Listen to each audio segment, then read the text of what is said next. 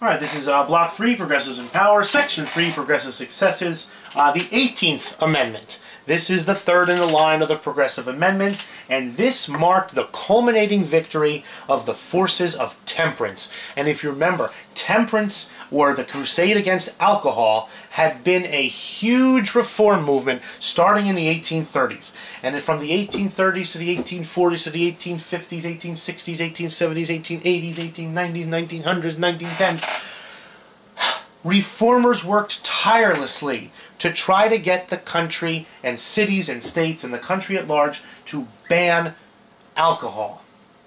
They set up, now they have been operating since the 1830s, but they really kind of got back into the swing of national recognition in 1895 with what was known as the Anti-Saloon League.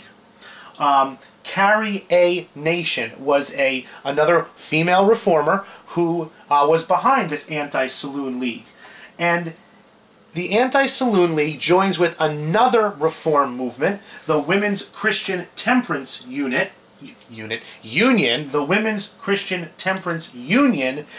They joined with the Anti-Saloon League to fight for the prohibition of alcohol. And obviously, we are all familiar with the negative side effects of alcohol. You get drunk, you get ridiculous, you waste your money, you get violent, you fight, you throw up, you act stupid, you drunk drive, you kill people. Alcohol in excess is not a very good thing. But these people were against, they figured, look, if alcohol is going to be out there, people are going to abuse it. And if people are going to abuse it, this is a progressive amendment. This is a progressive idea. People have to be taken care of. People do not know what is best for them. It takes experts, scientists, technocrats to say, you would really be better off without alcohol, and therefore, and look, guess what? We would all be better off without alcohol. We would. But these temperance movement people took it upon themselves to make that choice for everybody. Carrie A. Nation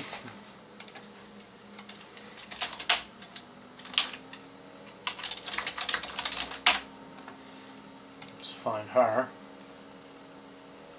Yeah, she doesn't look like a whole lot of fun, does she?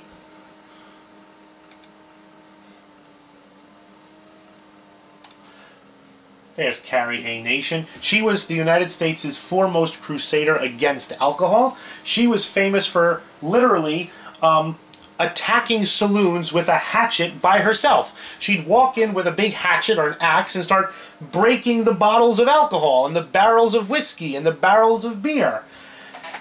And finally, enough people got behind this idea that in 1918, Prohibition passed as a constitutional amendment. And throughout the United States outlawed the manufacture, transportation, sale, and consumption of any alcoholic beverage that did not have anything to do with a religious ritual. You could drink for religious reasons. You could have, wine at the Mass, for example. But all other alcohol, manufacture of alcohol, the transportation of alcohol, the sale of alcohol, the consumption of alcohol became illegal. This had myriad consequences, the first of which being people still like to drink, and they were going to drink. But now, instead of the alcohol industry being controlled by honest companies, I think many of us are probably familiar with what type of person gained control of the alcohol industry. Men like Al Capone, the mafia, gangsters, gained control of the alcohol industry and provided it illegally to whoever wanted a drink. That's going to be a part of when we study the 1920s, the results of Prohibition. But it's a progressive idea, it's a progressive movement, and it's a progressive success. People who have been working for 80 years to ban alcohol finally get their wish during the height of the progressive era.